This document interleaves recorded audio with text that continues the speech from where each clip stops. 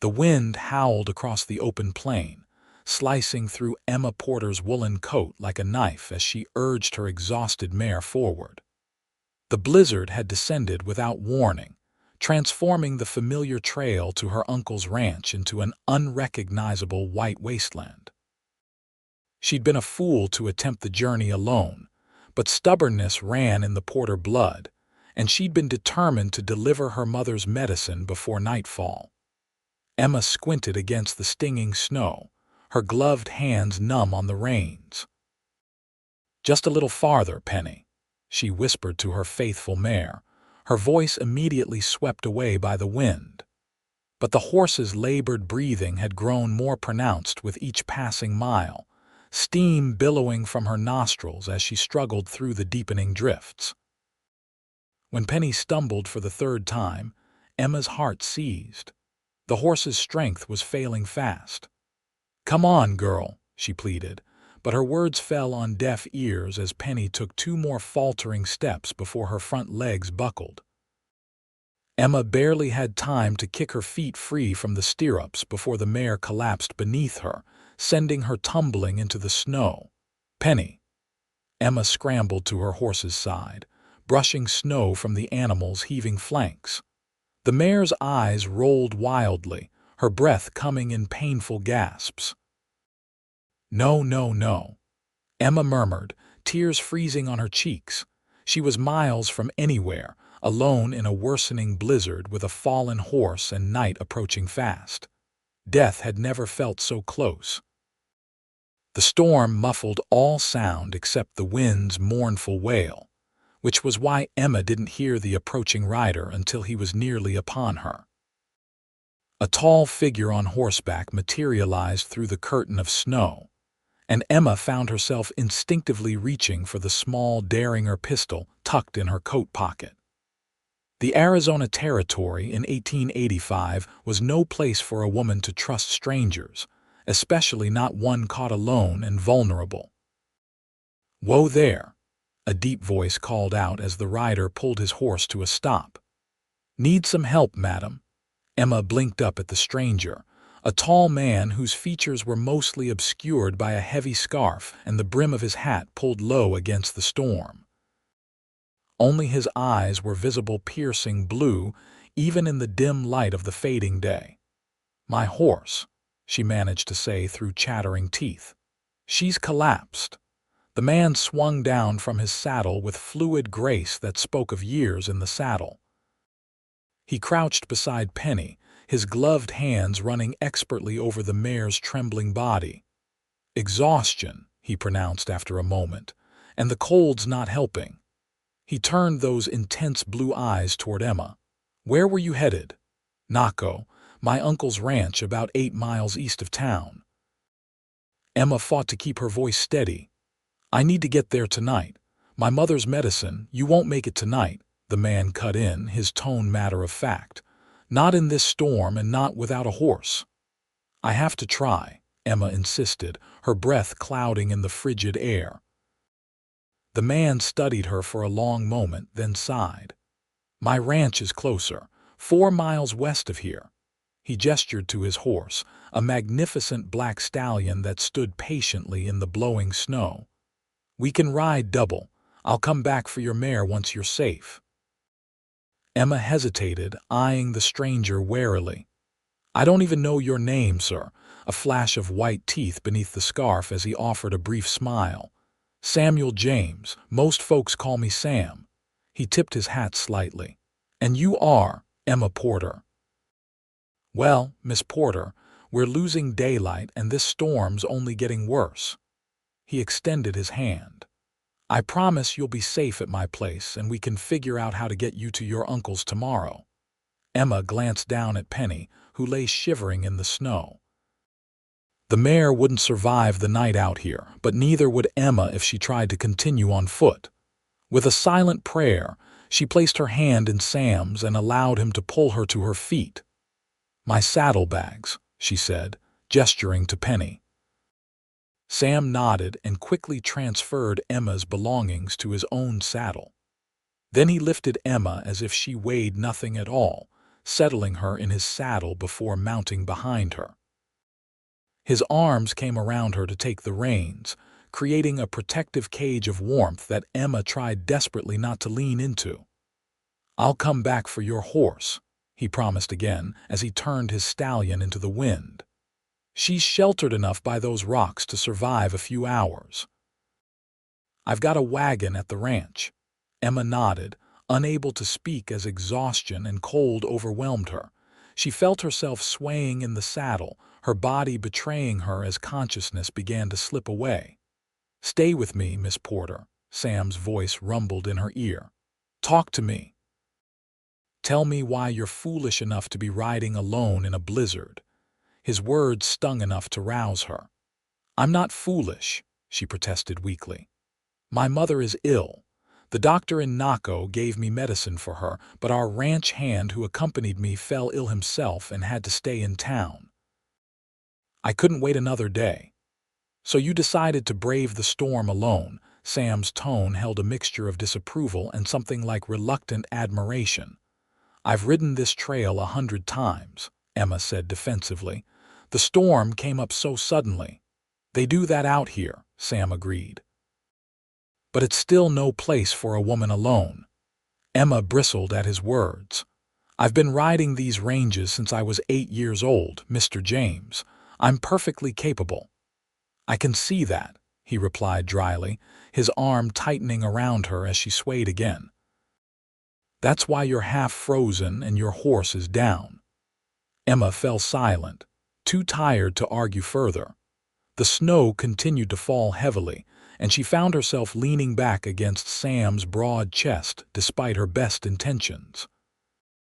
His warmth was too tempting, and the steady rhythm of his breathing lulled her toward sleep. "Talk to me, Miss Porter," Sam urged again, giving her a gentle shake. "It's not safe to sleep yet. Tell me about your family." Through a haze of cold and fatigue, Emma forced herself to speak.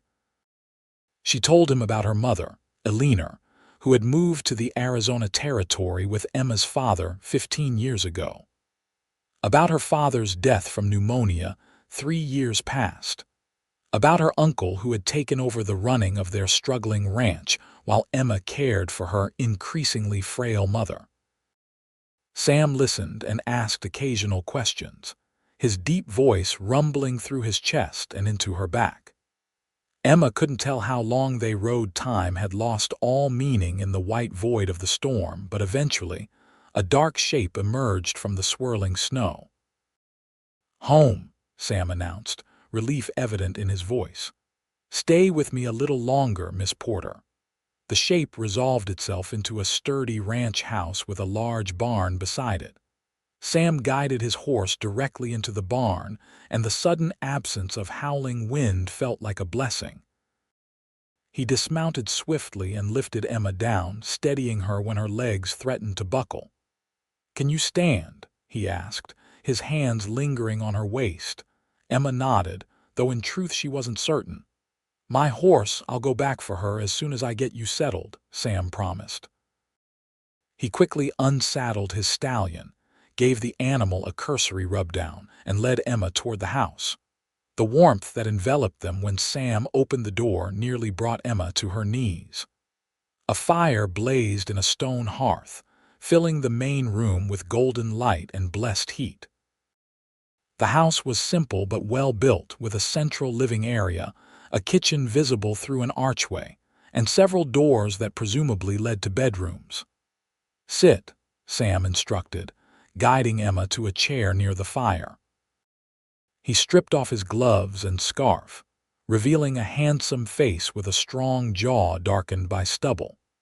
He appeared to be in his early 30s, with laugh lines around his eyes suggesting he smiled more often than his current serious expression indicated. He moved with efficiency, stoking the fire and filling a kettle which he set to boil. Then he turned his attention back to Emma, helping her remove her frozen outer garments. "Your clothes are soaked through," he observed with a frown. "You need to change before you catch your death." Emma flushed, suddenly acutely aware of her situation alone in a strange man's house, miles from anyone who knew her. Sam seemed to read her thoughts. "I have a sister," he said, disappearing into one of the side rooms. He returned with a bundle of clothing. "Sarah lives in Tucson now with her husband, but she keeps some things here for when she visits. These should fit you well enough." Emma accepted the clothes gratefully. "Thank you, Mr. James." "Sam," he corrected. He pointed to another door. "You can change in there. It's my sister's room when she visits. I'll fix us something hot to drink, and then I need to go back for your horse before the trail disappears completely." Emma nodded and retreated to the indicated room. It was small but comfortable, with a neatly made bed and feminine touches that testified to his sister's occasional presence. She changed quickly into the borrowed clothing, a simple flannel dress that was slightly too large but blessedly warm and dry. When she emerged, Sam had mugs of steaming coffee waiting. He had changed as well into dry clothes that emphasized his broad shoulders and the lean strength of his frame. "Drink," he instructed, handing her a mug. "It'll warm you from the inside." Emma sipped the strong black coffee gratefully, feeling life returning to her frozen limbs. "I can't thank you enough," she said quietly. Sam shrugged. "Anyone would have done the same." "Not everyone," Emma replied, thinking of some of the unsavory characters she'd encountered in her years in the territory. "I was fortunate it was you who found me." A ghost of a smile touched his lips. "Well, let's see if your luck holds. I need to go back for your horse before the trail's completely covered." "I should come with you," Emma began, but Sam was already shaking his head. "You'd freeze again before we got halfway there," he said firmly. "Stay here by the fire. There's stew warming on the stove if you're hungry." "I shouldn't be gone more than a couple of hours." Emma wanted to protest, but knew he was right. She was in no condition to venture back into the storm. "Please be careful," she said instead. Sam pulled on his heavy coat and wrapped his scarf around his face again. "Always am," he replied, his blue eyes crinkling slightly at the corners. "Make yourself at home, Miss Porter." "Emma," she corrected softly. "If I'm to call you Sam, then you should call me Emma," he nodded. "Emma, then." He hesitated for a moment, as if wanting to say something more, but then turned and headed back out into the storm. Left alone, Emma sank deeper into the chair, cradling the warm mug between her hands.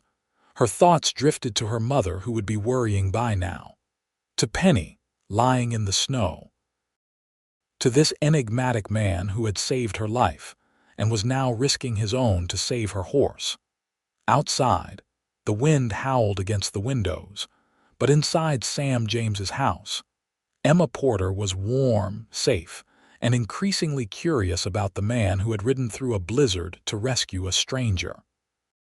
The stew simmering on the stove eventually drew Emma from her chair. She found a bowl in one of the kitchen cupboards and helped herself to the fragrant mixture of beef, potatoes, and vegetables. It was hearty and well seasoned, suggesting Sam was no stranger to cooking for himself. As she ate, Emma took the opportunity to study her surroundings more carefully. The house was sparsely but comfortably furnished, with a few personal touches that spoke of a solitary life. A bookshelf held an impressive collection of volumes of history, philosophy, and several novels that surprised her with their literary merit. Not the reading material she would have expected from a rancher in the Arizona territory. On the mantelpiece stood several framed photographs. A middle-aged couple who must be Sam's parents. A younger Sam in uniform, suggesting he'd fought in the war between the states. And a pretty young woman who resembled Sam enough to be the sister he'd mentioned.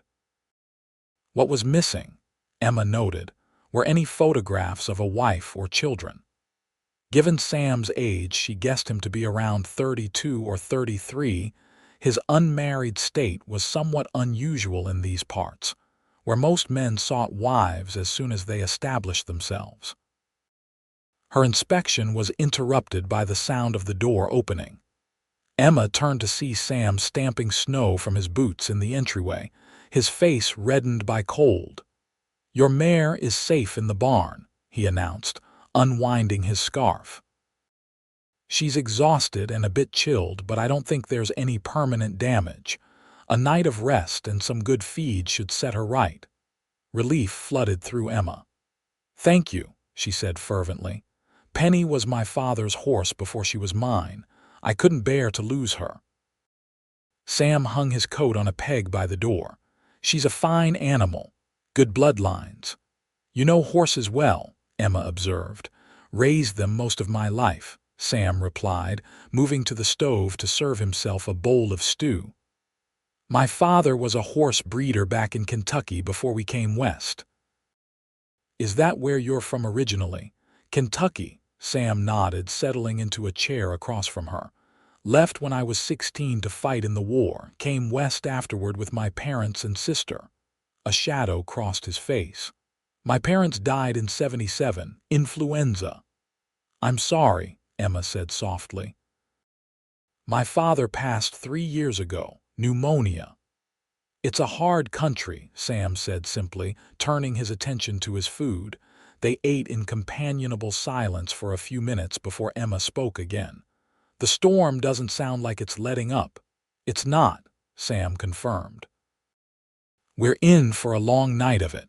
No chance of getting you to your uncle's until morning at the earliest." Emma bit her lip, concern for her mother warring with the practical knowledge that travel was impossible. "My mother will be worried sick." "There's nothing to be done about it tonight," Sam said, his tone gentle but firm. "First light if the storm's past will get you home." Emma nodded reluctantly.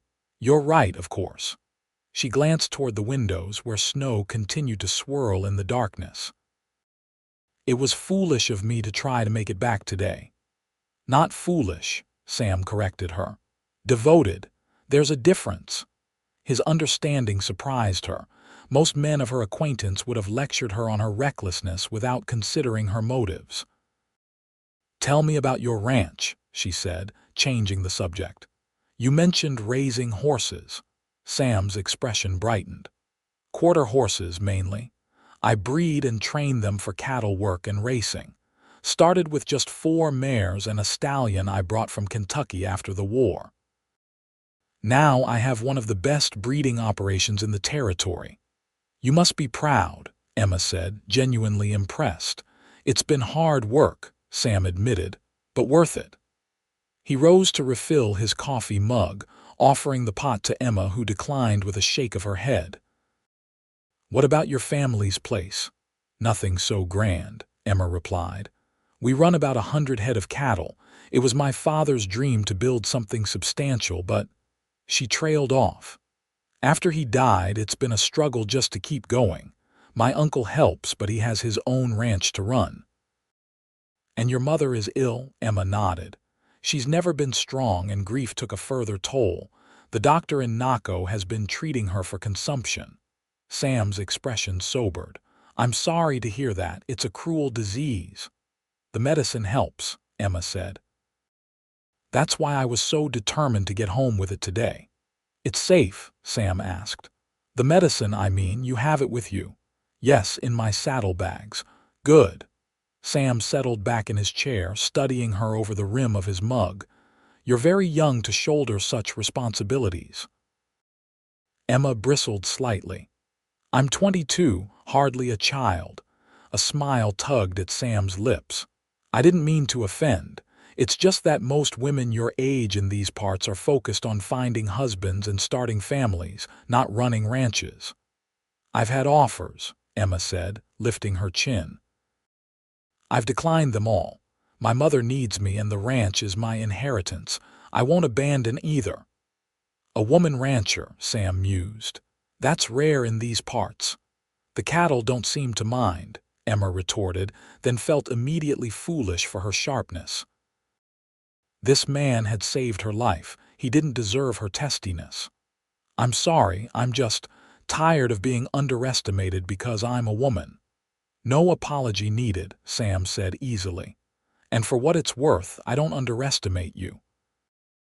Anyone who would ride out in a blizzard for their mother's medicine has more courage than most men I know."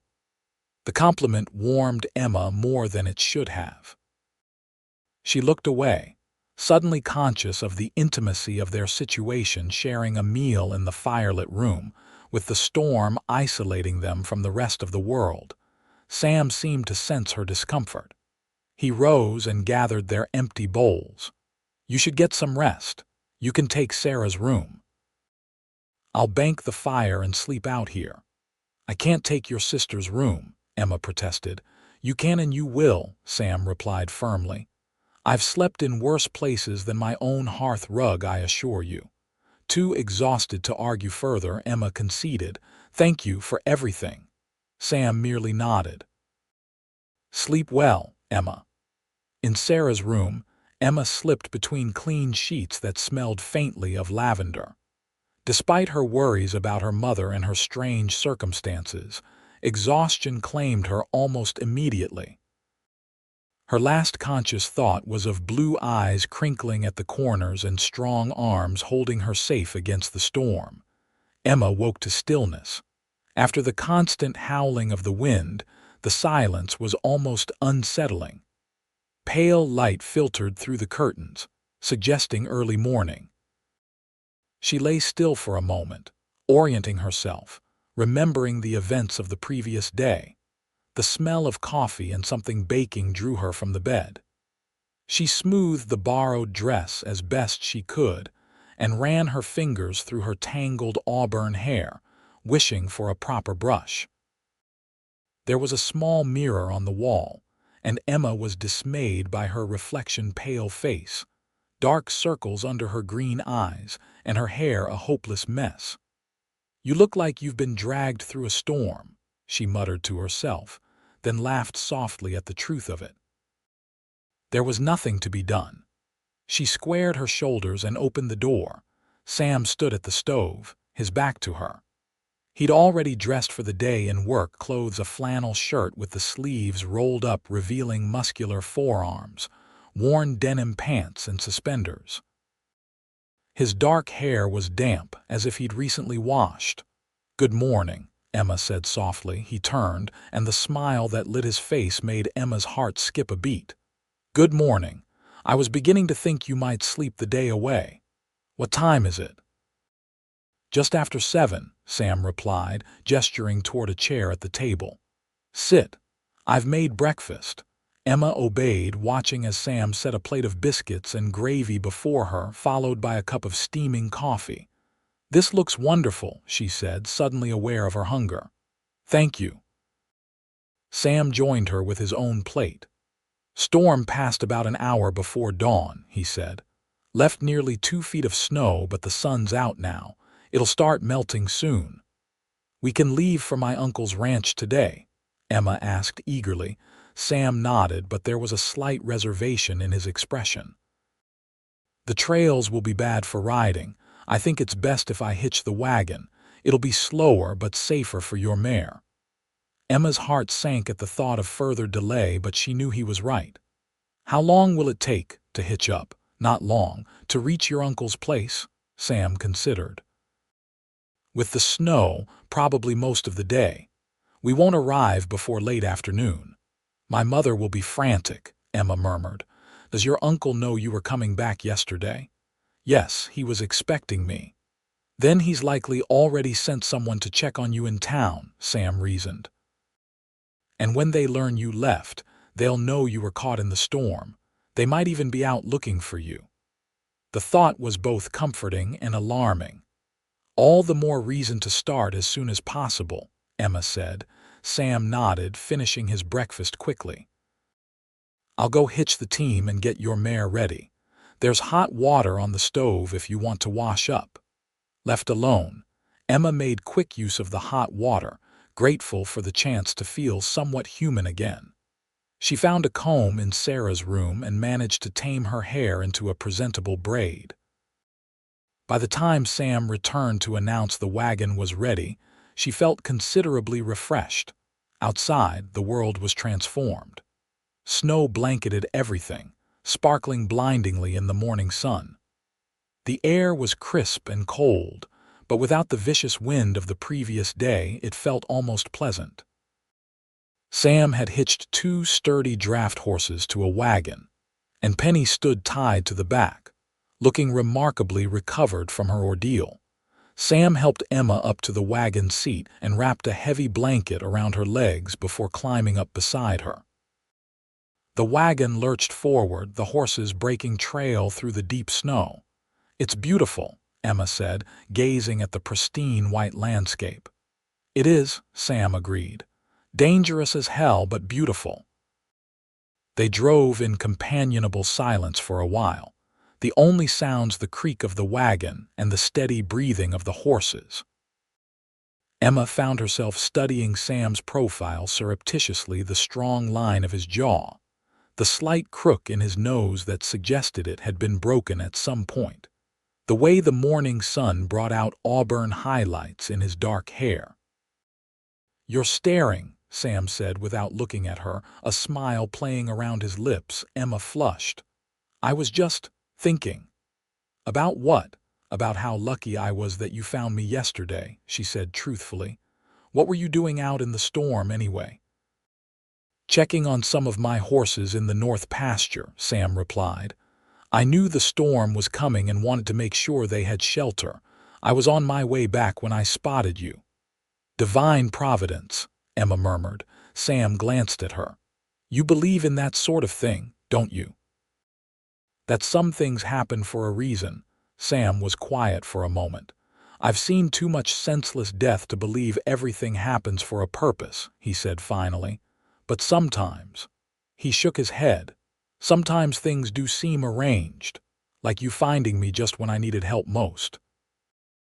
"Like that," he agreed, his eyes meeting hers briefly before returning to the trail. They fell into easy conversation as the wagon made its slow progress through the snow-covered landscape. Sam told her more about his horse breeding operation, his plans to expand, and his hopes of securing a government contract to supply cavalry mounts. Emma shared stories of her childhood on the ranch, her father's dreams for the property, and her determination to keep it going despite the challenges. "It's not easy for a woman alone," Sam observed. "I'm not entirely alone," Emma corrected him. "My uncle helps when he can, and we have a ranch hand who lives in the bunkhouse. But you're right, it's not easy. Most of the cattle buyers prefer to deal with my uncle, even though the herd is legally mine." "The territory's still a man's world in many ways," Sam acknowledged, "but it's changing, slowly." "Not slowly enough for my taste," Emma said wryly. Sam laughed, a rich, warm sound that Emma found herself wanting to hear again. "I can believe that." As the sun climbed higher, the temperature rose, and the snow began to melt in patches where the sunlight hit directly. The going became slightly easier, though still slow. They stopped at midday to rest the horses and eat a simple meal of bread, cheese, and dried apple slices that Sam had packed.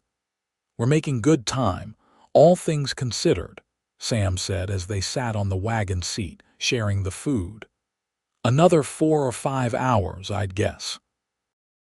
Emma nodded, trying not to show her impatience. She knew Sam was pushing the team as fast as was safe given the conditions. "I appreciate you taking the entire day to help me," she said. "Surely you had other plans," Sam shrugged. "Nothing that can't wait." He studied her for a moment. "Tell me something, Emma. If you hadn't gotten caught in the storm and I hadn't found you, would our paths ever have crossed?" The question caught her off guard. "I don't know," she answered honestly. "I go to Naco sometimes for supplies and occasionally to dances or social gatherings. Do you?" "Not often," Sam admitted. "I keep to myself mostly. The ranch takes most of my time." "Then perhaps we wouldn't have met," Emma said, surprised by the pang the thought caused her. "Perhaps not," Sam agreed, his expression unreadable.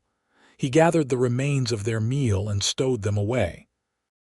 "We should get moving if we want to reach your uncle's before dark." As they continued their journey, Emma found herself increasingly aware of Sam's presence beside her, the solid warmth of his body, the faint scent of soap and leather that clung to him, the careful way his hands handled the reins. She tried to dismiss the awareness as a natural consequence of their forced proximity, but something deeper stirred within her. The landscape gradually became more familiar as they approached her uncle's property. Emma's anticipation grew, mingled with a strange reluctance she couldn't quite explain. When they finally crested a ridge and saw the cluster of buildings that made up the ranch headquarters, relief flooded through her. "There it is," she said, pointing. "My uncle's place." Sam nodded, urging the team down the slope. They were still a good half-mile away when a rider appeared in the distance, heading toward them at a gallop. "Looks like someone spotted us," Sam observed. As the rider drew closer, Emma recognized her cousin Thomas, her uncle's eldest son. He reined in his horse beside the wagon, his face alight with relief. "Emma, thank God," he exclaimed. "We've been out of our minds with worry. Uncle Edward rode to town at first light when you didn't arrive yesterday, and I've been searching the trails since dawn." "I'm fine, Tommy," Emma assured him. "My horse collapsed in the storm. Mr. James found me and took me to his ranch until it was safe to travel." Tommy's gaze shifted to Sam, assessing. "We're in your debt, Mr. James." Sam tipped his hat slightly. "No debt. Anyone would have done the same." "Not everyone would have gone back for her horse in a blizzard," Emma said quietly, "or given up an entire day to see her safely home." Tommy looked between them, something speculative entering his expression. "Well, you must come in. Aunt Alina will want to thank you properly, and Uncle Edward should be back from town soon." "I shouldn't impose," Sam began, but Emma laid a hand on his arm. "Please," she said, "at least stay for a meal before you head back." Sam hesitated, then nodded. "Thank you."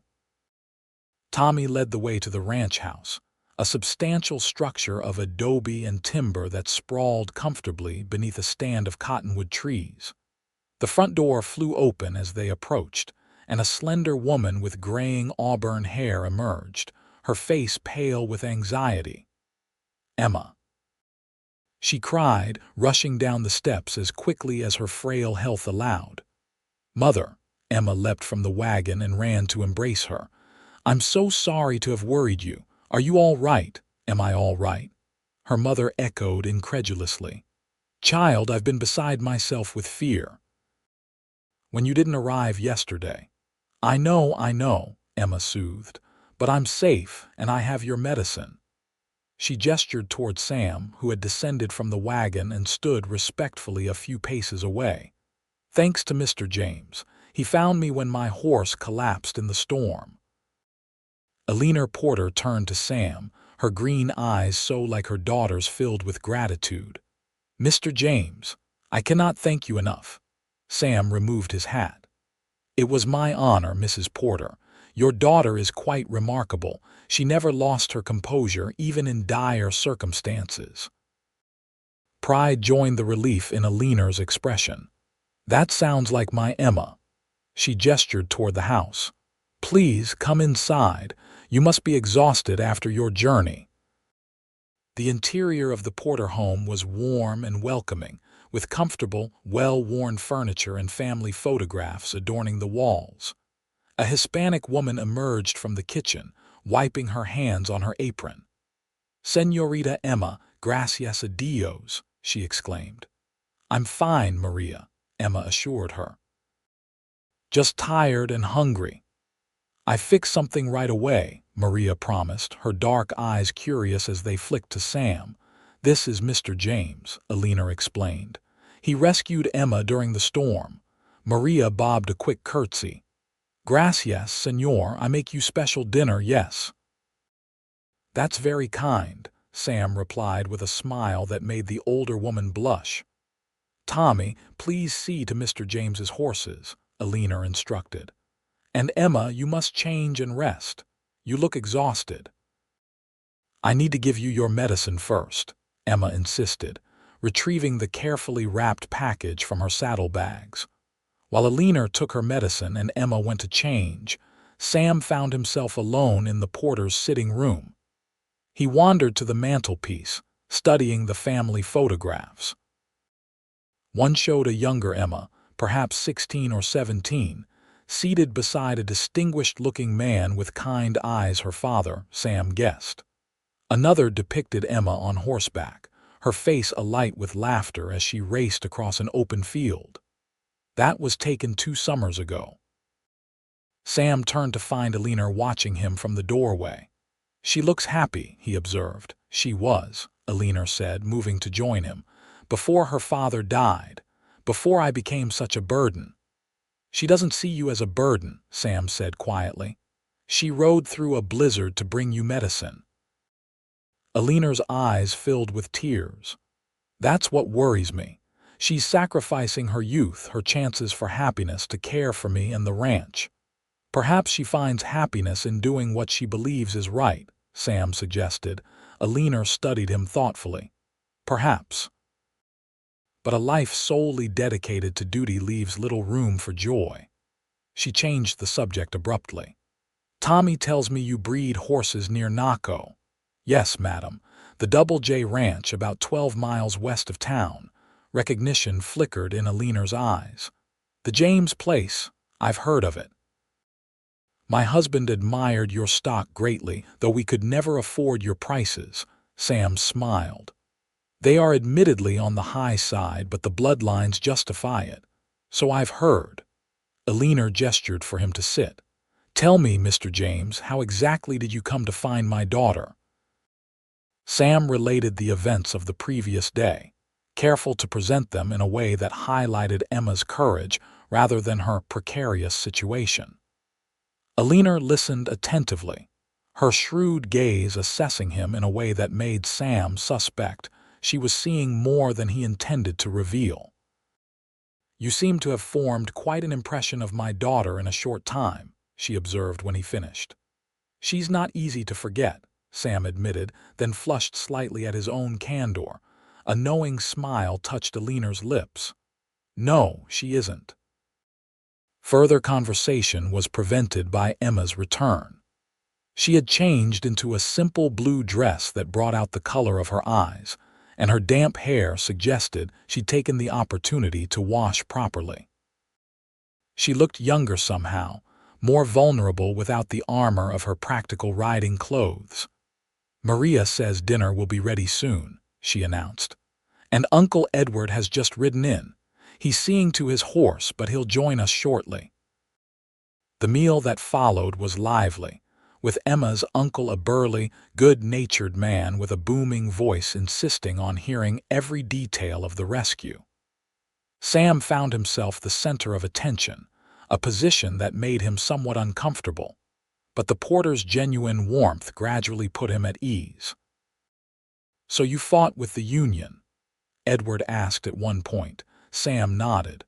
"Kentucky was divided in its loyalties.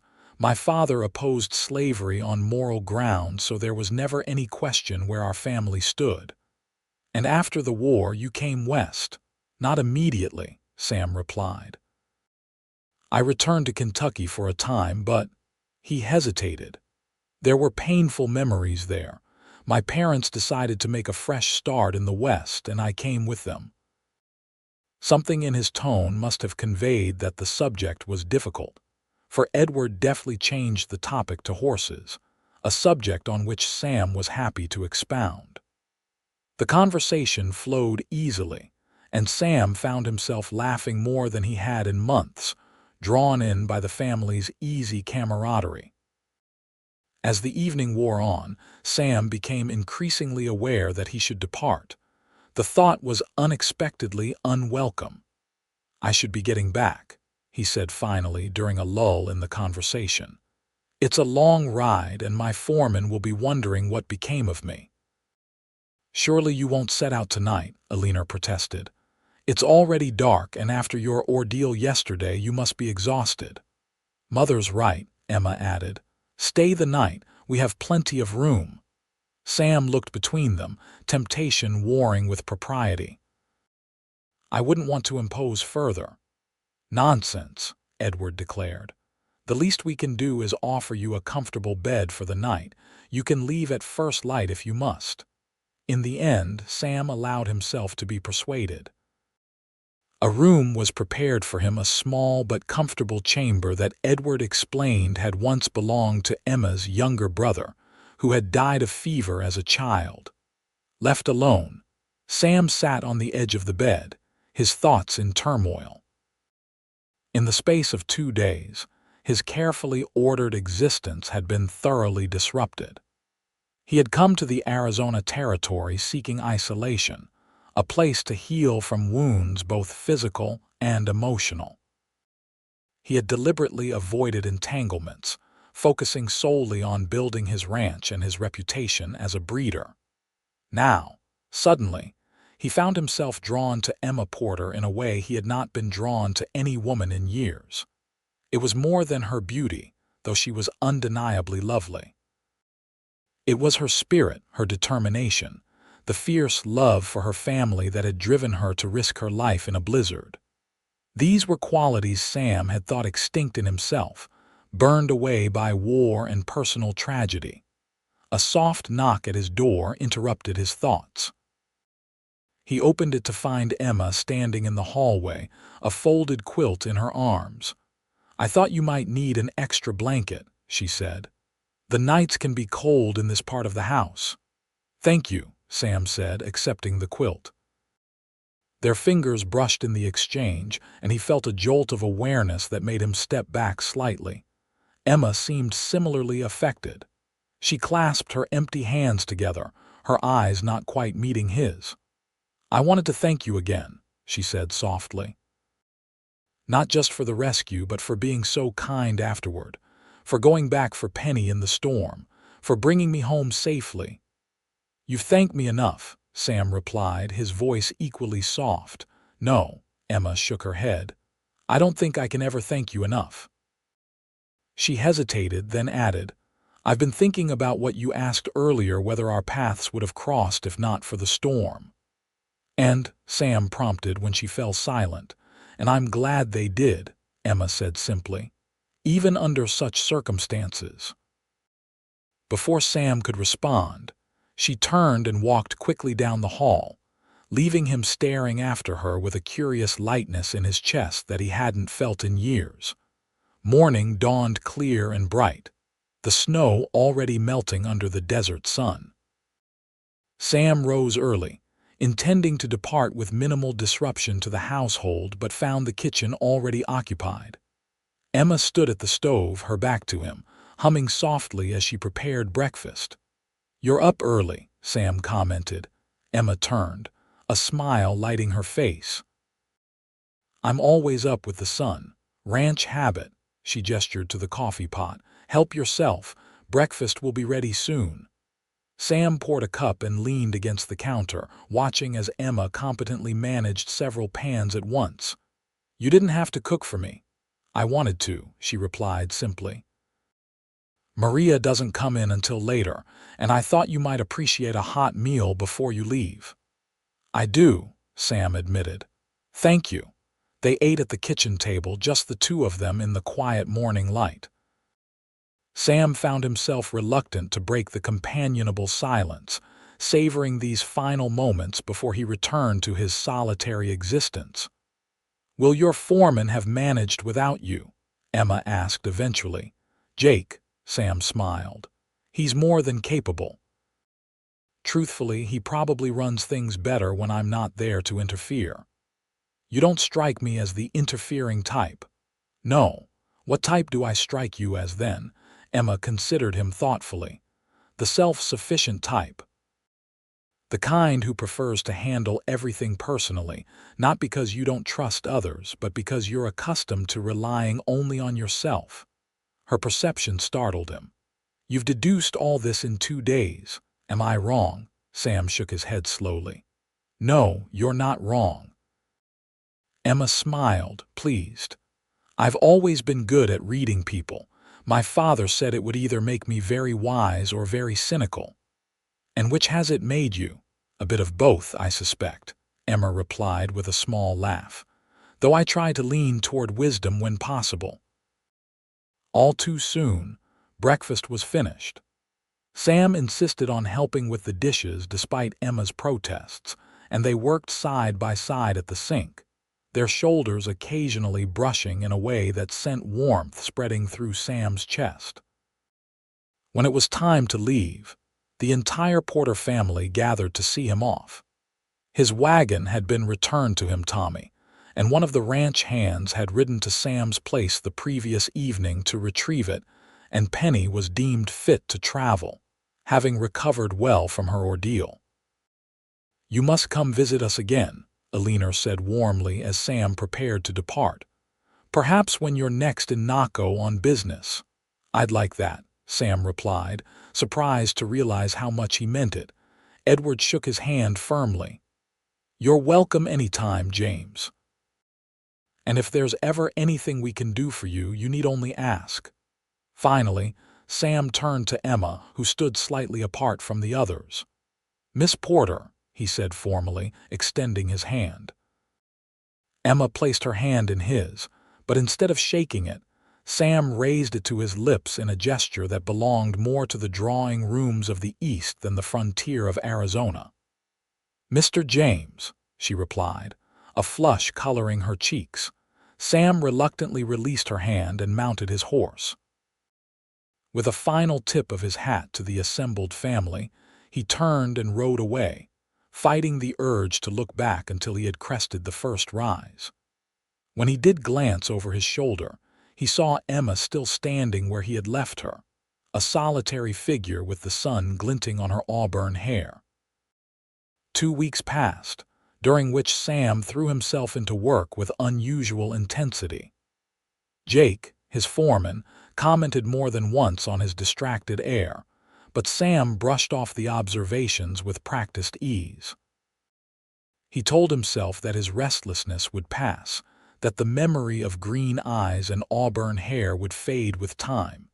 It was a lie, and he knew it. On the 15th day after leaving the Porter Ranch, Sam saddled his horse and rode into Naco.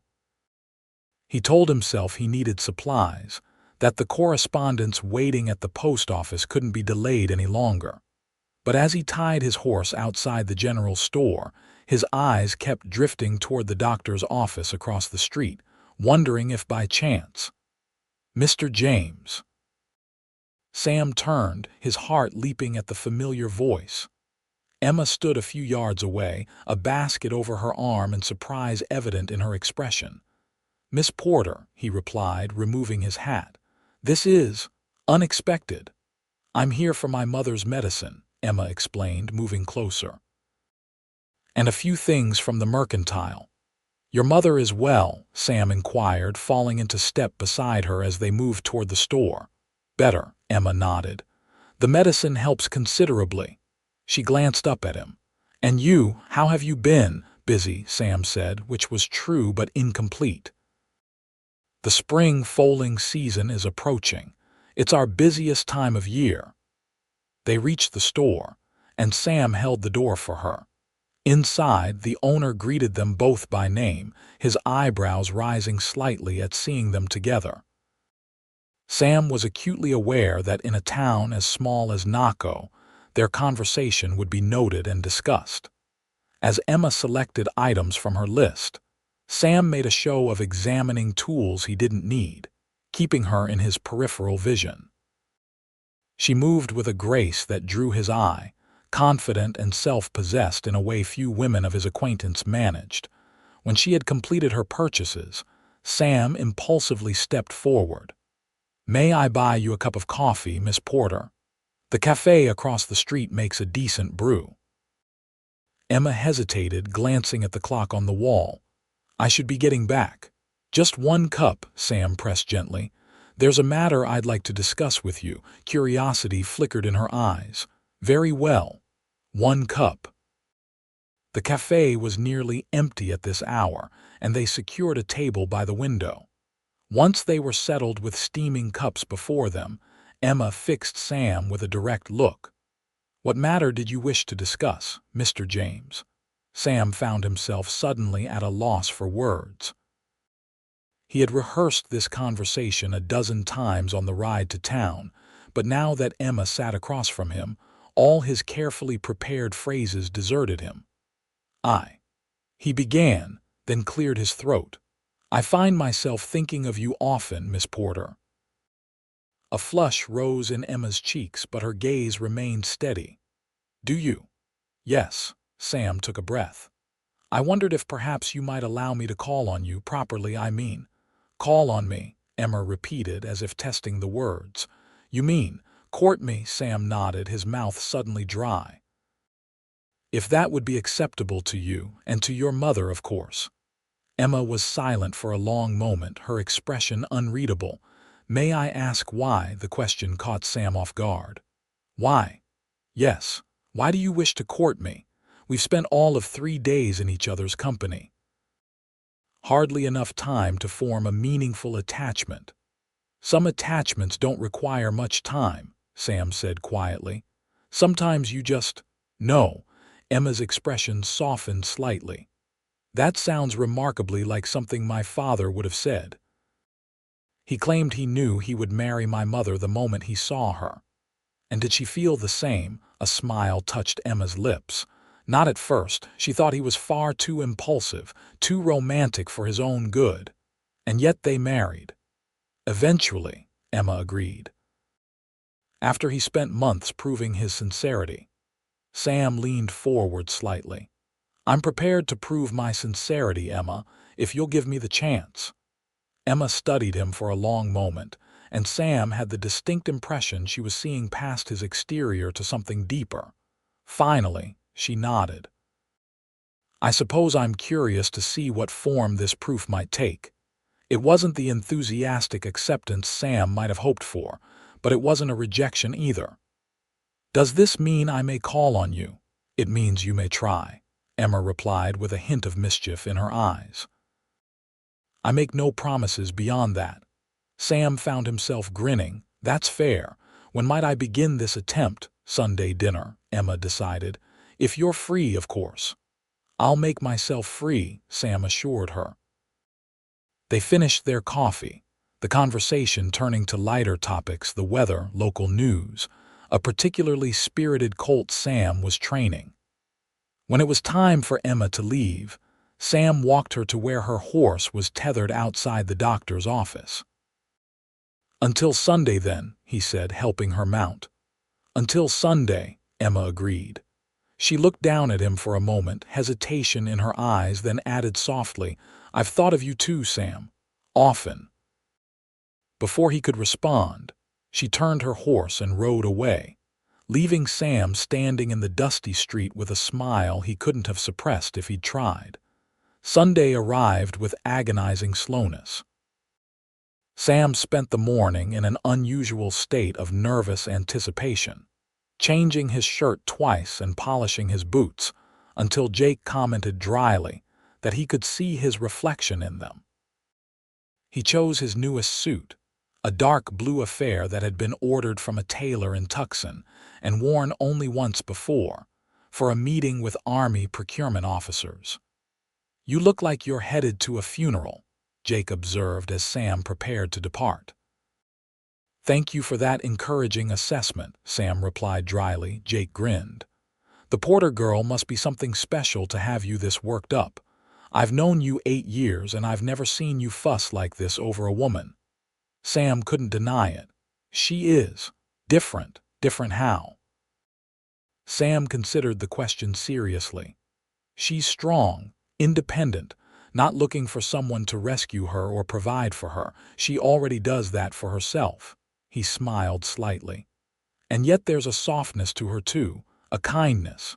She loves deeply her family, her land. Sounds like you're already half in love with her yourself, Jake observed shrewdly. Maybe I am, Sam admitted, surprising himself with the candor of his response. The ride to the Porter ranch seemed both interminable and far too short.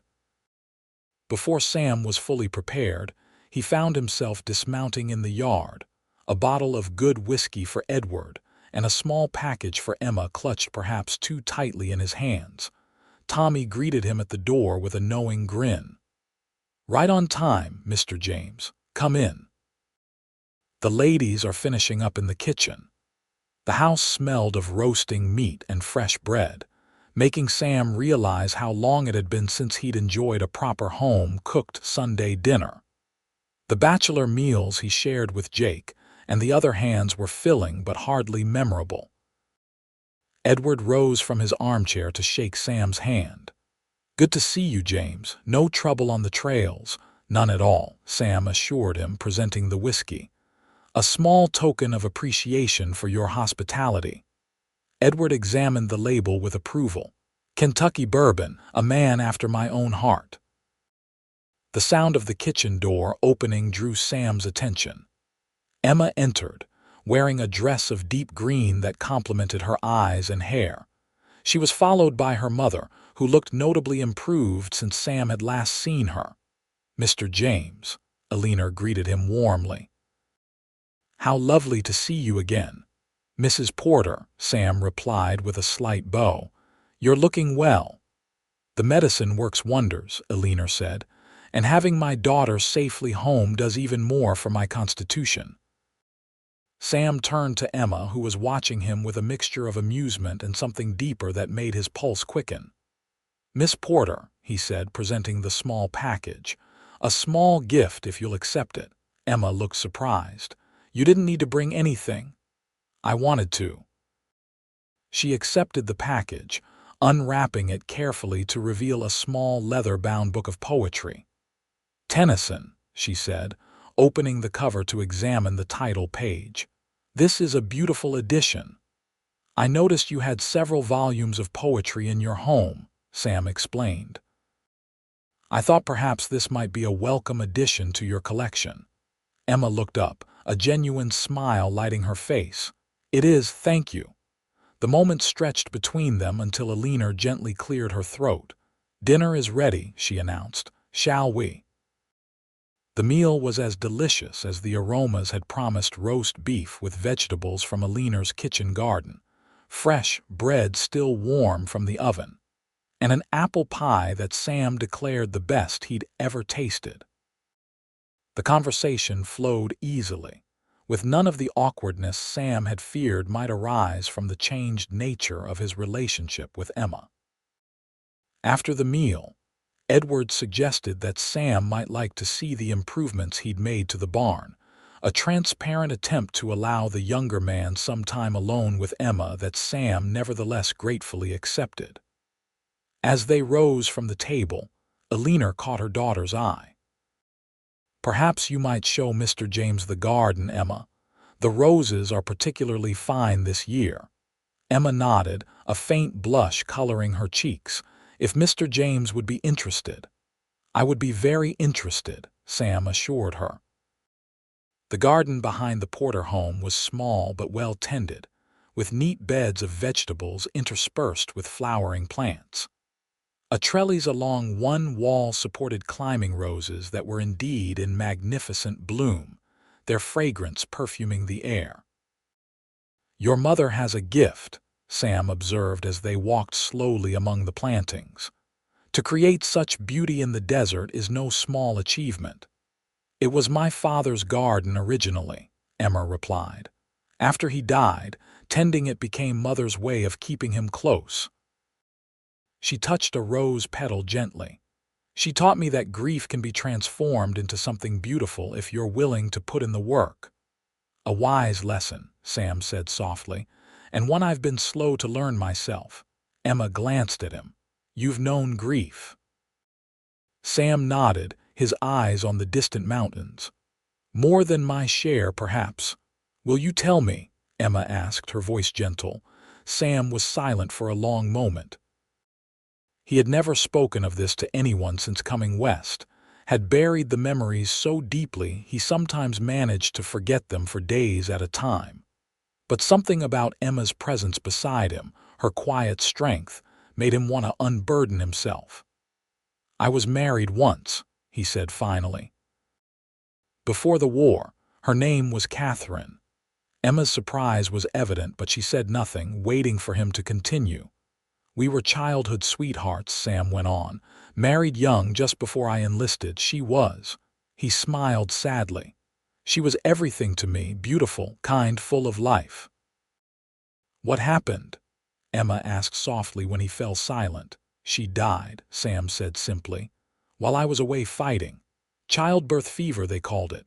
Her and our son, both gone before I could even receive word they were in danger." Emma's hand found his, her fingers warm and comforting. "I'm so sorry, Sam." "It was a long time ago," Sam said, though the pain in his voice belied his words. "Nearly 20 years now." "Some wounds never fully heal," Emma observed. "They just become part of who we are." Sam looked down at her, struck anew by her perception. "Yes, exactly that." They had stopped walking, standing now in the shadow of the rose trellis. Emma still held Sam's hand, her grip firm and grounding. "Is that why you came west?" she asked. "To escape the memories, partly," Sam admitted. "And partly because there was nothing left for me in Kentucky. My parents were supportive, but every street, every field held memories of Catherine. I needed a fresh start." "And did you find it? Your fresh start?" Sam considered the question seriously. "I found purpose," he said finally. "In building the ranch, developing my breeding program, but not joy, not until recently." His eyes met hers, and understanding passed between them without words. Emma's hand tightened on his. "It's a strange thing," she said quietly, "to find oneself suddenly looking forward rather than back." "Strange," Sam agreed, "and a little frightening." Emma smiled. "Very frightening."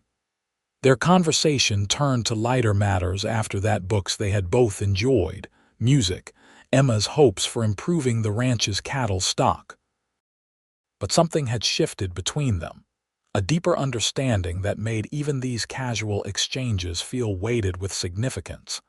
As the afternoon waned, they rejoined the others in the house. Sam was reluctant to leave, but knew he must return to his own ranch before dark. As he prepared to depart, Emma walked with him to where his horse was tethered. "Thank you for coming," she said. "Thank you for inviting me," Sam replied. He hesitated, then asked, "May I call on you again?" Emma pretended to consider. "I suppose that would be acceptable. Perhaps next Sunday."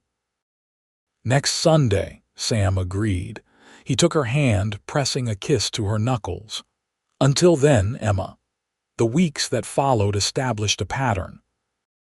Sam called at the Porter Ranch every Sunday, joining the family for dinner, and afterward walking with Emma in the garden or riding with her across the ranch's rolling pastures.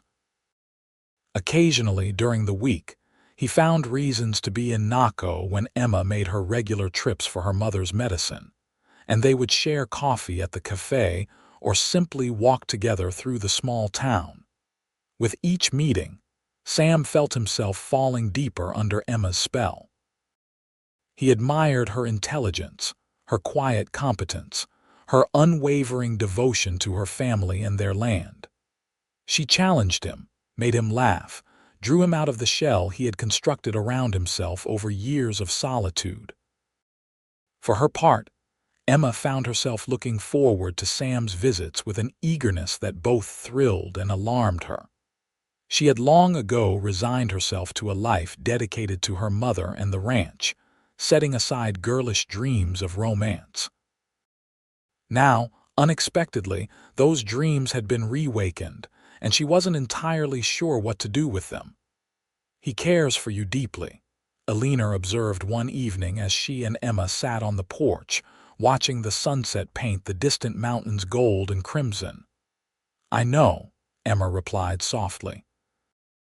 "And you, how do you feel about him?" Emma considered the question, though she already knew the answer. "I care for him too, more than I thought possible after such a short time." Alina smiled. "The heart doesn't always consult the calendar before making its choices." "No," Emma agreed. "It certainly doesn't." "Are you afraid?" Alina asked perceptively. "A little," Emma admitted. Not of Sam himself, but of change, of wanting something for myself when for so long I've focused only on you and the ranch. Eleanor reached over to take her daughter's hand. Oh, my darling girl. Do you think for one moment that I want you to sacrifice your chance at happiness for my sake? It's not just for your sake, Emma protested. It's for Father's legacy, for the future he dreamed of for this place. Your father's greatest wish was for you to be happy, Eleanor said firmly. He would be the first to tell you to follow your heart. She squeezed Emma's hand. As would I. Emma turned to her mother, tears pricking her eyes. But who would care for you, for the ranch? I'm not as helpless as you sometimes think, Eleanor chided gently. And I suspect Sam James is not the type of man to ask you to abandon your family or your heritage. No, Emma agreed, a small smile touching her lips. He's not. As spring gave way to summer, the relationship between Sam and Emma deepened. They began to discuss the future in tentative terms, exploring possibilities, discovering shared dreams. Sam found himself spending more time at the Porter Ranch, helping with repairs, offering advice on breeding better cattle, becoming almost a part of the family. It was on a warm July evening, as they rode together along the banks of a small creek that marked the boundary of Porter land, that Sam finally gathered his courage. I've been thinking, he began, guiding his horse alongside Emma's. A dangerous pastime, Emma teased, her eyes sparkling with mischief. Indeed, Sam agreed with a smile, particularly for a man already half out of his mind with love. Emma's breath caught at his words. It was the first time either of them had spoken so plainly of love, though the feeling had been growing between them for weeks. Sam. He held up a hand. Let me finish, or I may lose my nerve entirely. He drew his horse to a halt beneath the spreading branches of a cottonwood tree, and Emma did the same. I love you, Emma Porter. I think I've loved you since that first day when you stood in the snow beside your fallen horse, more worried about her than yourself. Emma's eyes shone with unshed tears. I love you too, Sam. I think I have since you rode back into that blizzard to save Penny. Sam smiled, relief and joy washing over him. Then perhaps you'll consider a proposal.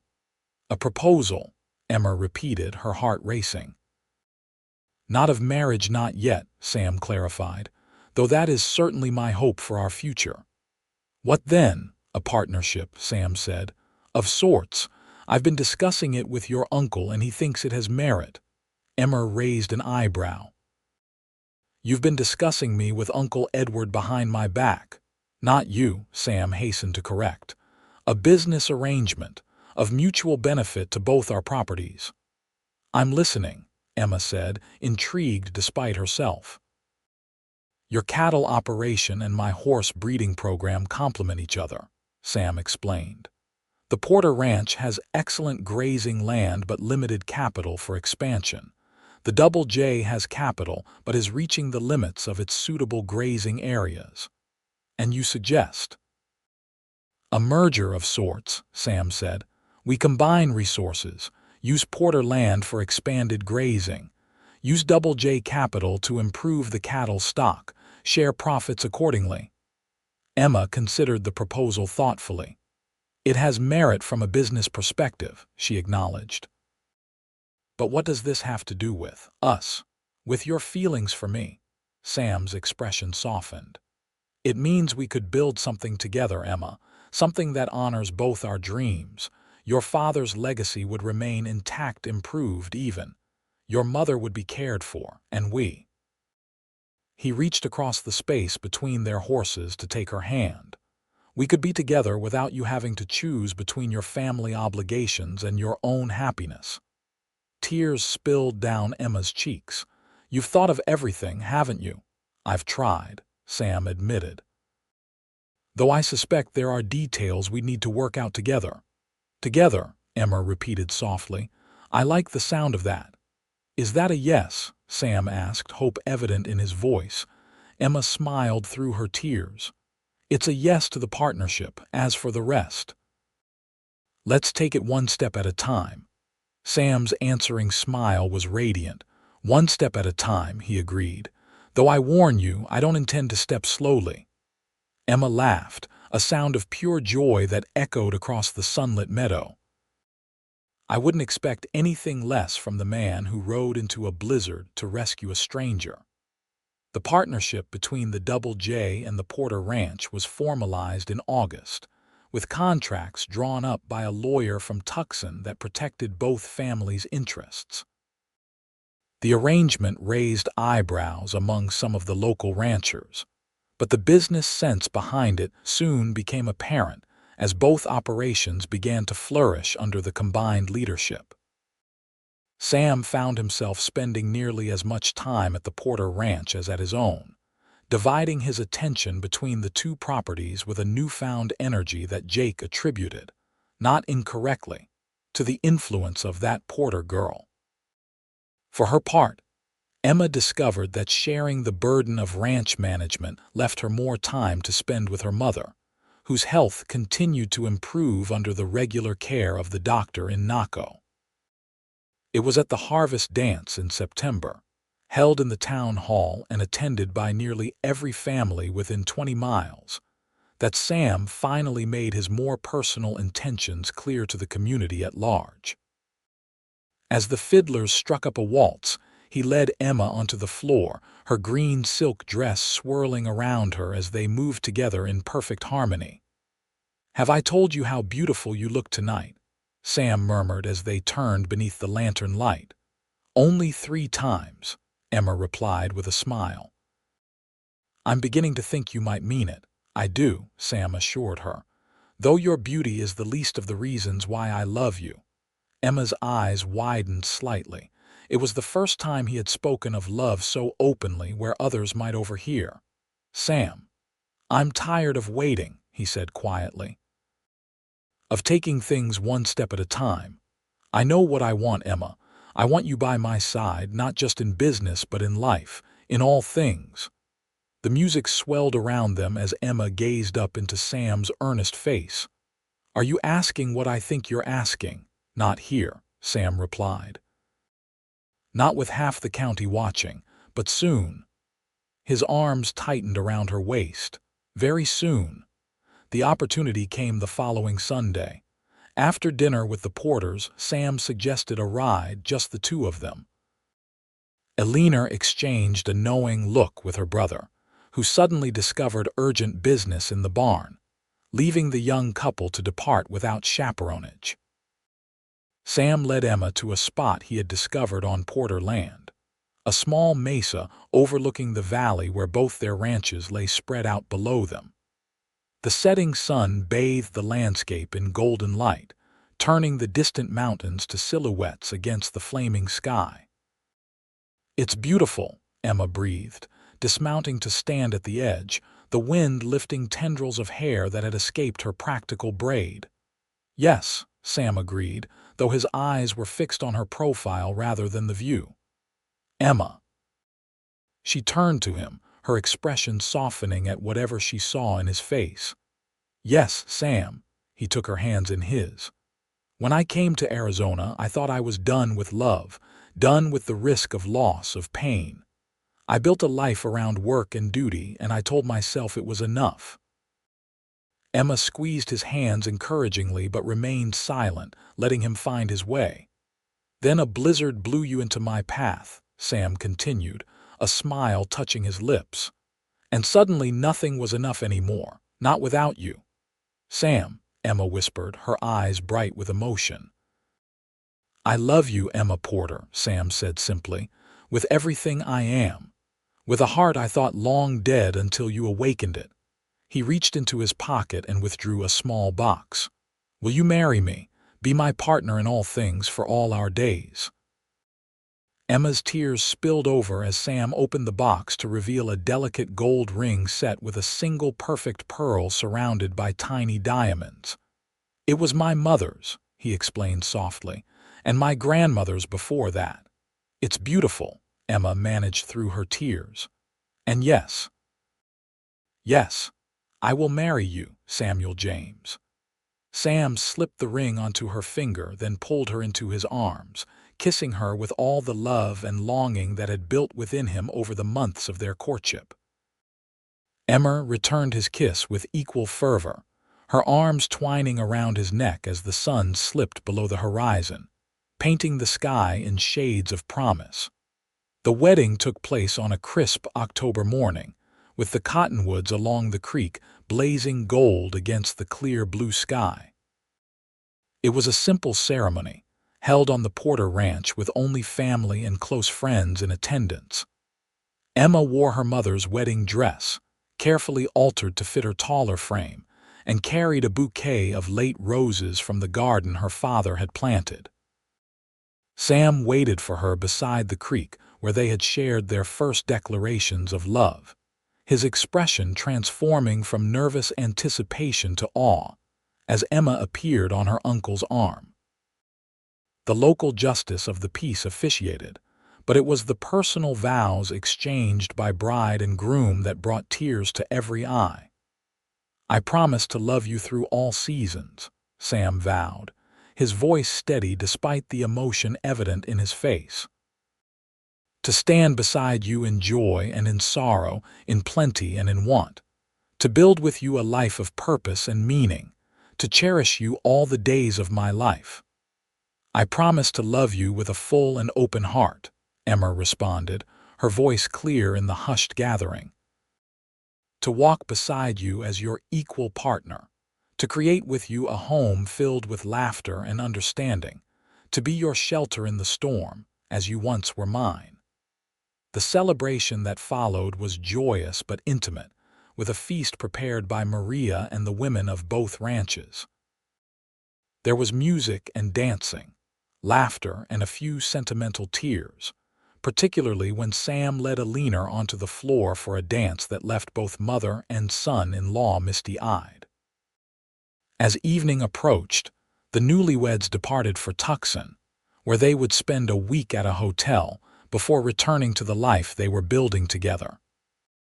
The journey was a far cry from their first ride together, through a blizzard this time in a comfortable buggy under clear skies, with the promise of shared happiness rather than mere survival guiding their way.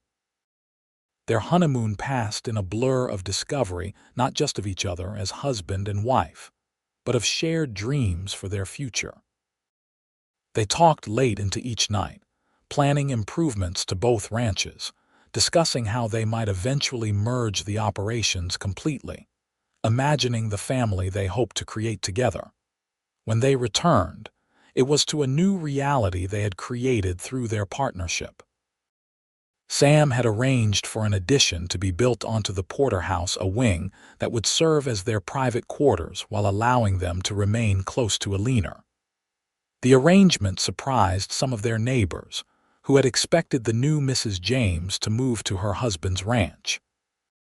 "The cattle are on this land," Sam explained practically when questions were raised.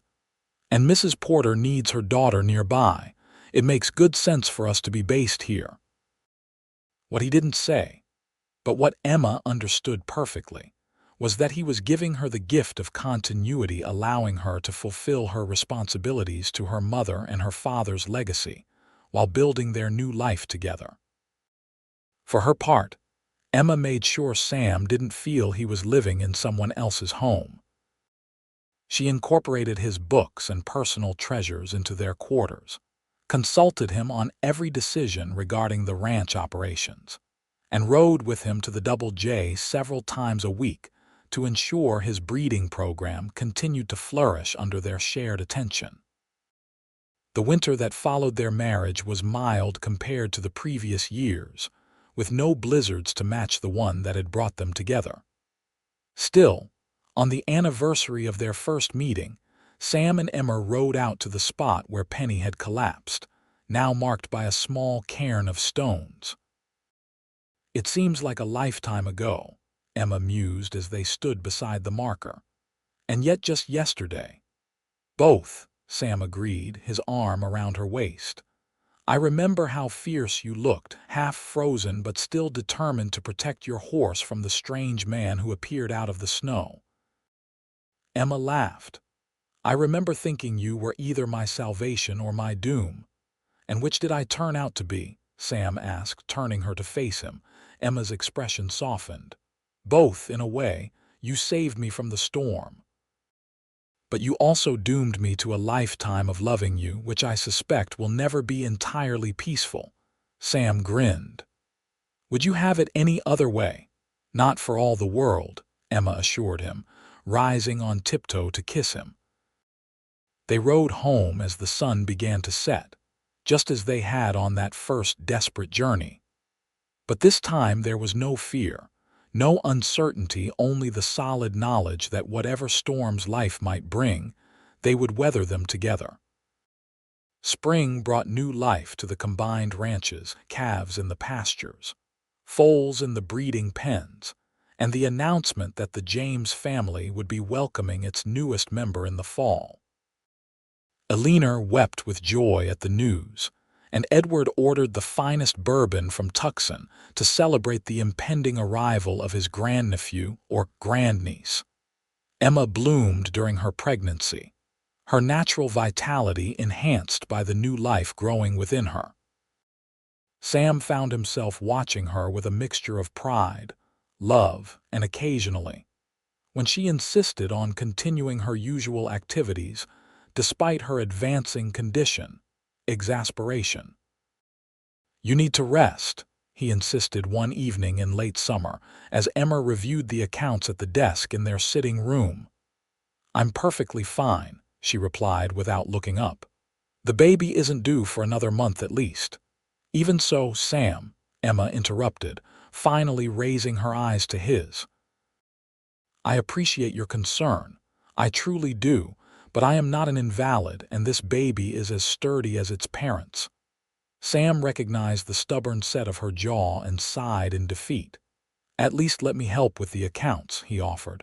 "Two heads are better than one." Emma smiled, recognizing the compromise. "Very well, but only because you're better with figures than I am." They worked together until the oil lamp began to gutter, Sam noting expenses and Emma recording them in her neat hand. When they finally retired to bed, Sam held his wife close, his hand resting protectively over the swell of her belly where their child grew. "I never thought I could be this happy again," he murmured into her hair. "After Catherine, I believed that part of my life was over forever." Emma covered his hand with her own. "Sometimes life gives us second chances when we least expect them. Or when we ride into blizzards to rescue stubborn women," Sam teased gently. Emma laughed, the sound vibrating through both their bodies. "That too." Their son, Thomas Edward James, was born on a clear September night, entering the world with a lusty cry that announced his arrival to the anxious family gathered in the front parlor. Sam, who had insisted on remaining with Emma throughout her labor despite the midwife's initial objections, emerged from the bedroom with his newborn son cradled in his arms, his face transformed by a joy so profound it brought tears to Eleanor's eyes. "A boy," he announced unnecessarily, his voice thick with emotion, "strong and perfect like his mother." "Emma," Edward asked anxiously. "Is well," Sam assured them. "Tired but well. She's asking for you, Eleanor." As his mother-in-law slipped past him into the bedroom, Sam presented his son to Edward and Tommy, who crowded close to admire the infant's shock of dark hair and tiny, perfect features.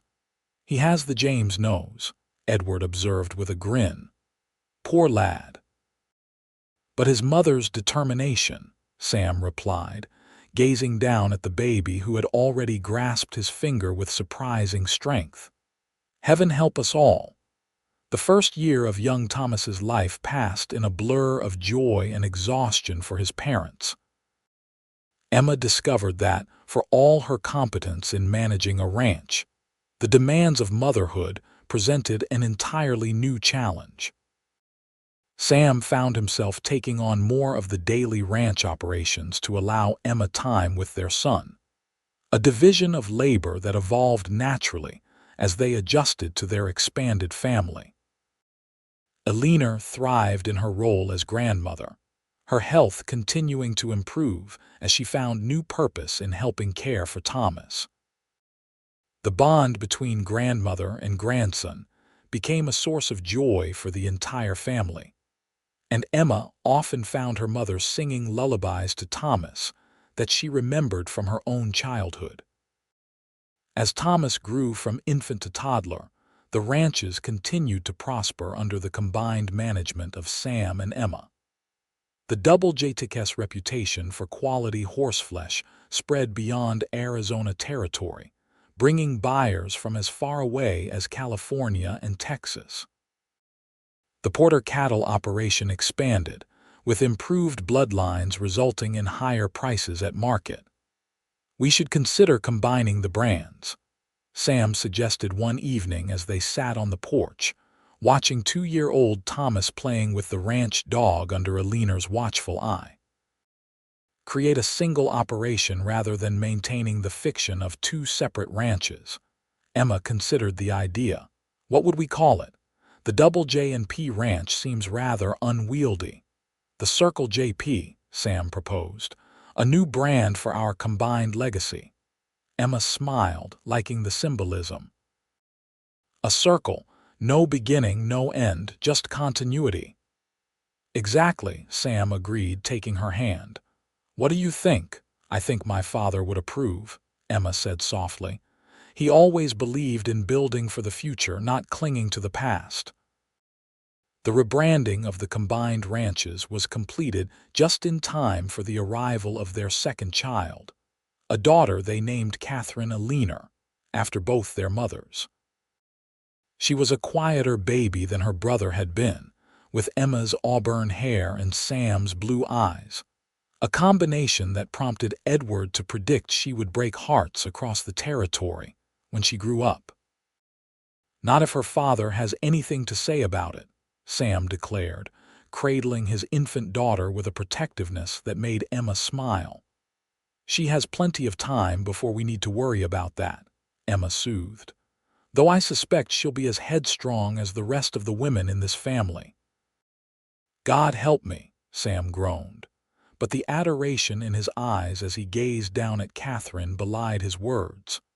The years passed, marked by the rhythm of ranch life, calving seasons and roundups, foaling and training, the endless cycle of work that defined existence in the Arizona territory.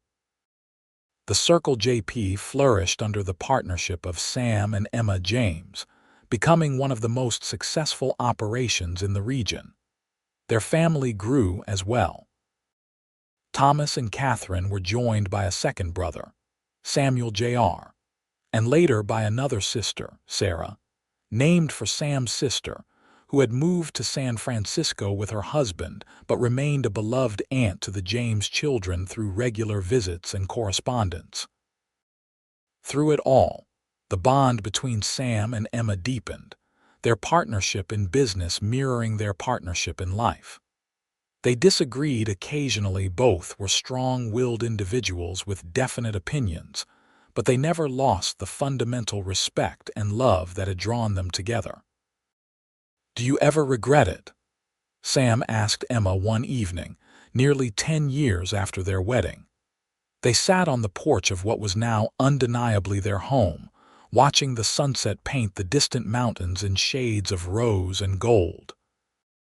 Inside, they could hear Elinor reading a story to young Sarah, while the older children bickered amicably over a game of checkers. "Regret what?" Emma asked, turning to study her husband's face. The years had added a touch of silver to his dark hair and deepened the lines around his eyes, but to Emma he was more handsome than ever. "Staying here," Sam clarified. "Building our life around your family's ranch instead of starting fresh somewhere else." Emma smiled, understanding the question behind his words. "Not for a moment," she said firmly. "This land is part of me, Sam. Being able to share it with you, to build on what my father started, to raise our children here, that's a gift beyond measure. Even with your mother living under our roof all these years, Sam teased gently. Most men wouldn't tolerate a mother-in-law for so long.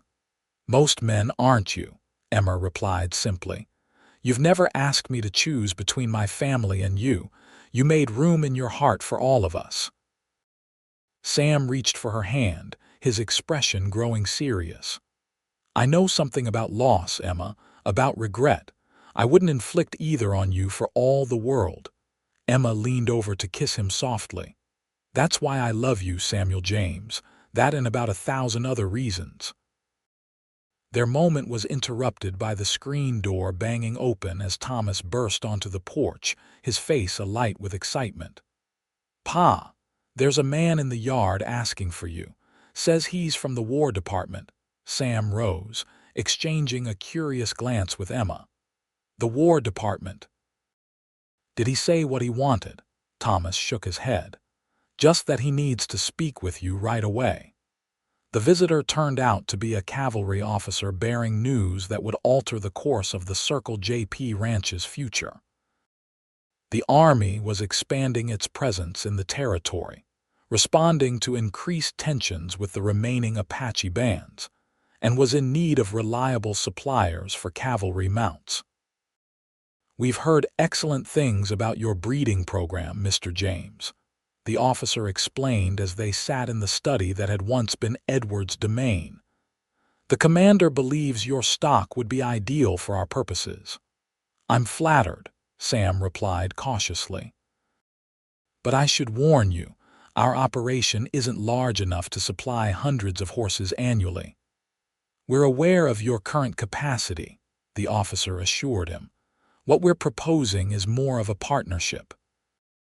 Government funding to expand your breeding program in exchange for first rights to purchase the resulting stock. Sam glanced at Emma, who had been listening silently. It would mean significant expansion, he said. More land, more hands, more administrative work. But also security, Emma pointed out. A guaranteed buyer for most of our horses would allow us to focus on quality rather than constantly chasing new markets. The discussion continued late into the evening, with Sam and Emma weighing the advantages and challenges of the proposed arrangement. By the time the officer departed, they had agreed in principle to the partnership, pending review of the formal contract. It's a remarkable opportunity, Sam said as they prepared for bed that night. Though I admit I have reservations about getting too deeply involved with the government. As do I, Emma agreed, but the children's futures must be considered. This could secure the ranch's prosperity for the next generation. Sam smiled at his practical wife. Always thinking ahead, aren't you? One of us has to, Emma teased, but her expression grew serious. This feels right, Sam, like the next logical step in what we've been building together. Then we'll do it, Sam decided. Together, as always. The Army contract transformed the Circle JP Ranch over the next several years. Additional land was purchased, the breeding program expanded significantly, and new hands were hired to manage the increased workload. Sam's expertise in horseflesh became legendary throughout the territory, and Emma's business acumen ensured the operation remained profitable beyond the government contracts. Their children grew and began to find their own paths. Thomas, now in his late teens, showed a natural aptitude for the ranch business, shadowing his father and learning every aspect of horse breeding and training. Catherine developed a talent for figures that surpassed even her mother's, becoming the ranch's unofficial accountant by the age of 16. Young Samuel preferred working with the cattle, while Sarah, still just a child, already displayed the determined spirit that characterized both her parents. They're a remarkable bunch, Elena observed to her daughter as they watched the family gathered around the dinner table one evening. Now in her 70s, Elena's health remained relatively good, though she had gradually ceded more of the household management to Emma and increasingly to Catherine. "They are," Emma agreed with pride. "Each so different, yet all carrying pieces of those who came before." Elinor smiled, her eyes misty with remembrance. "Your father would be so proud, Emma, not just of the ranch, but of the family you've created." "We created," Emma corrected gently. "You and father laid the foundation. Sam and I merely built upon it." "And built well," Elinor murmured. The 20th anniversary of the day Sam had found Emma in the blizzard dawned clear and cold, though without the dramatic storm that had marked their first meeting. By mutual agreement, they took the day for themselves, leaving Thomas in charge of the ranch operations. They rode out together, following the now familiar trail to the mesa where Sam had proposed 2 decades earlier. The landscape had changed somewhat over the years, new fencing marking expanded pastures, a line of telegraph poles marching toward the horizon, evidence of the territory's gradual taming. But the view from the mesa remained largely untouched, the distant mountains eternal in their silent majesty. 20 years, Emma marveled as they dismounted. "Sometimes it feels like yesterday." "And sometimes," Sam added with a grin, "particularly when all 4 children are arguing at once, it feels like a century." Emma laughed, the sound as musical to Sam's ears as it had been when he first heard it.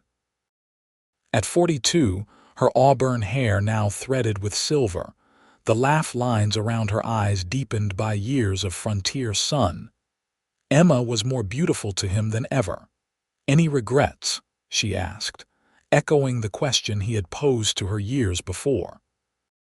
Sam took her hands in his expression softening as he gazed into the green eyes that had captivated him from the first. "Only that I didn't find you sooner."